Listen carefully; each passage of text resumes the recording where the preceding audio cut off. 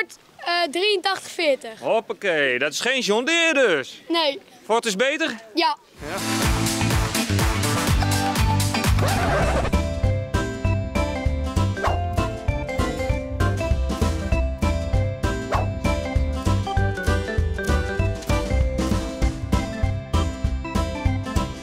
Nou, voor de 50ste keer lokwenske mij dit succes. Dankjewel. Wat is het succes van de boerenmarkt?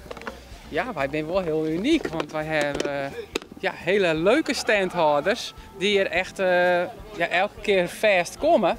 En al mooi wat jaren ik. Ja, en dit gebak is net voor de verkoop. Nee, dus eigenlijk dat tracteren wij dus, omdat het dus de 50ste keer is.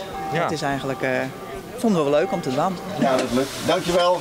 Ik ga ervan genieten hoor. Dat gaat heus lukken. Wat is nou lekker? Dus zo'n gebakje of uw hamburgers? Mijn hamburgers. Ik ga voor de wildburgers natuurlijk. Ganzen hier aan de overkant van het meer geschoten. Beter dan regio wild dan dit kan je niet krijgen natuurlijk. Hè? Vinden mensen dat niet zielig, dat de ganzen worden Nee, doodgeschoten? juist niet. Nee, als je vlees wil eten moet er een beest dood. En dit is de meest humane manier, het schieten. Het beest hoort de knal niet, het kogeltje is sneller dan het geluid. Beter kan je het niet hebben, echt niet. Het gaat heerlijk. Ik geloof dat ik hier al voor het 4e jaar sta. En het wordt alleen maar leuker. En nog maar 4 jaar erbij voor het volgende gebakje?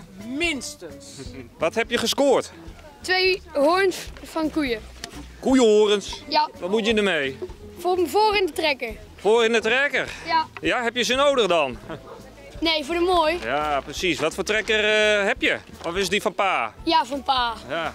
Een Ford 8340. Hoppakee, dat is geen John Deere dus. Nee. Ford is beter? Ja, Ja. zeker. Dus dit zijn de tegels. En die snij ik in reepjes en die weer in fjouwerkanties.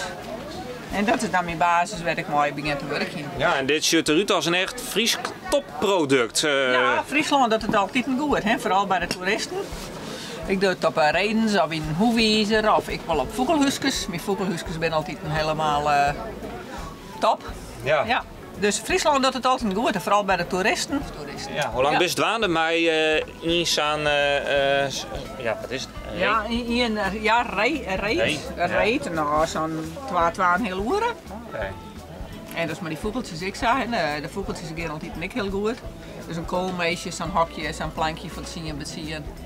Is ongeveer, zo'n 12 uur werk. Ja. Ja. Nou, de boerenmerk is haast weer op zijn eind. Op naar de volgende 50 tink.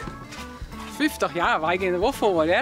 Want het is een hartstikke gezellige markt hier. Wat zijn de plannen voor de komende edities? Nou, ongeveer om hetzelfde zat te houden, zeg maar.